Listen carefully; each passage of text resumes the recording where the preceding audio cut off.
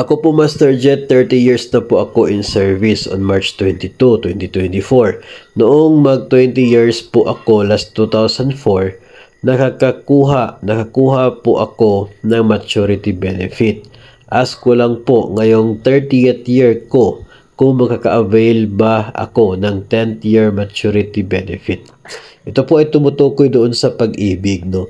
Una, titingnan po natin, yung withdrawal po na allowed ni DepEd, ni pag-ibig ay tatlo, no? Tatlo lamang po yon. Una, kapag ikaw ay eligible doon sa optional withdrawal.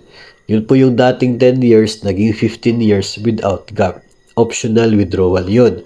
Kapag nag-avail ka noon, once lamang yan, so yung next mo na withdrawal doon sa maturity. Kailan yung maturity?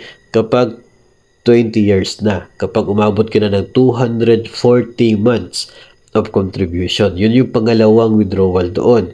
Yung maturity. Ngayon, yung pangatlo is upon separation. Kung ikaw ay nag-retire na from your service. So sa case na ito ay wala mo ng withdrawal mula po sa pag-ibig fund kasi tapos ka na doon sa maturity. Ngayon dito na tayo.